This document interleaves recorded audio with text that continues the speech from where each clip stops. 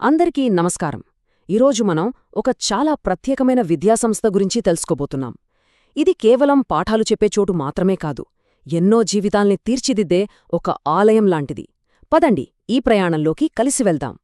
కళ్లతో చూడకుండా ఈ ప్రపంచాన్ని చూడటం ఎలా నేర్చుకుంటారు?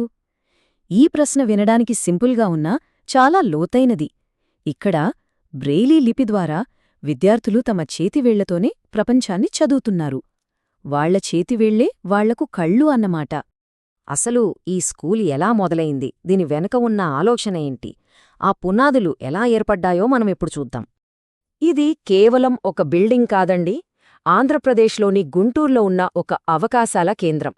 ఎందరో విద్యార్థుల జీవితాల్లో వెలుగులు నింపే ఒక ఆశాదీపమని చెప్పొచ్చు. మరి ఈ పాఠశాలని ఎవరు నడుపుతున్నారు? అదే కళా సోషల్ వెల్ఫేర్ సొసైటీ. ఇది ఒక లాభాపేక్ష లేని సంస్థ. అంటే పూర్తిగా సమాజ సేవ కోసమే ఈ సంస్థ పనిచేస్తుందన్నమాట.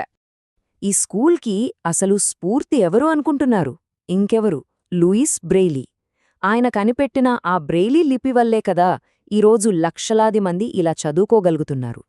సరే, ఇప్పటిదాకా ఈ స్కూల్ పునాదుల గురించి తెలుసుకున్నాం.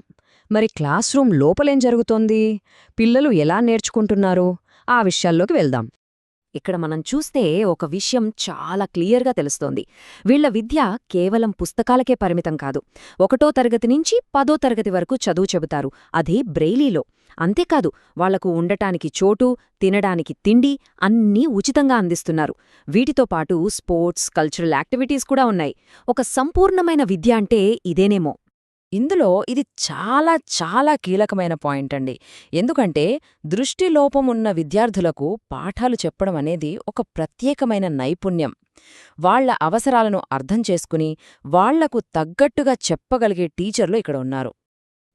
ఈ ఫొటోస్ చూడండి, ఎంత అద్భుతంగా ఉన్నాయో. ఒకవైపు బ్రెయిలీతో అక్షరాలు నేర్చుకుంటున్నారు, మరోవైపు ఏకంగా చెస్ ఆడుతూ వాళ్ల మైండ్కి పదును పెడుతున్నారు. అంటే అక్షరజ్ఞానంతో పాటు ఆలోచనాశక్తిని కూడా పెంపొందిస్తున్నారన్నమాట. సరే, చదువు సంగతి పక్కన పెడితే మరి క్లాస్ రూమ్ బయట వాళ్ల లైఫ్ ఎలా ఉంటుంది, వాళ్ల మధ్య బంధాలెలా ఉంటాయి, దాని గురించి ఇప్పుడు చూద్దాం. ఇక్కడ చూడండి, యాన్యువల్ డే సెలబ్రేషన్స్ అన్నమాట. ఇలాంటి ప్రోగ్రామ్సు పిల్లల్లో ఎంత కాన్ఫిడెన్స్ నింపుతాయో కదా. వాళ్లలో ఉన్న సృజనాత్మకతను బయటకు తీసుకురావడానికి ఇవి ఎంతగానో హెల్ప్ అవుతాయి. ఈ వేడుకలు కేవలం సరదా కోసం చేసేవి కావు. తమలో దాగి ఉన్న టాలెంట్ను అందరికీ చూపించడానికి ఇదొక మంచి అవకాశం. అంతేకాదు, అందరూ ఒక ఫ్యామిలీలా కలిసి పండగ చేసుకుంటారు. సో దీనివల్ల ఏం తెలుస్తుంది?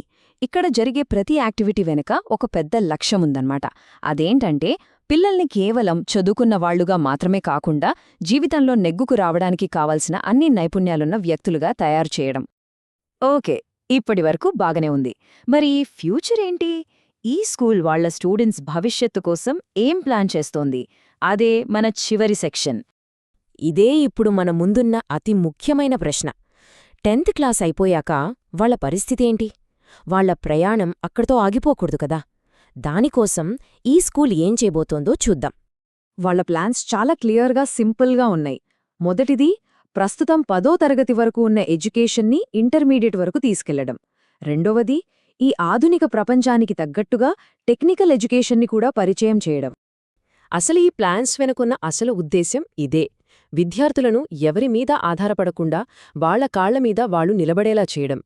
వాళ్లు కూడా అందరిలాగే ఆత్మగౌరవంతో బ్రతకాలి. మనం మళ్ళీ ఒకసారి ఈ ఫోటో చూద్దాం. చెస్లో ఎలాగైతే ప్రతి అడుగు చాలా ఆలోచించి వ్యూహాత్మకంగా వేస్తారో, అచ్చం అలాగే ఈ పాఠశాల కూడా తన విద్యార్థుల భవిష్యత్తును ఎంతో ప్లానింగ్తో, దూరదృష్టితో నిర్మిస్తోంది. సో చివరిగా ఒక మాట. విద్య అనేది అసాధ్యం అనుకున్న దానికి, సాధ్యానికి మధ్య ఉన్న గీతను చెరిపేస్తుంది కదా. కళాభారతి లాంటి సంస్థలు చేస్తున్నది కూడా అదే. అసాధ్యాన్ని సుసాధ్యం చేస్తూ ఎన్నరికో ఆశ చూపిస్తున్నాయి. దీని గురించి ఆలోచించండి.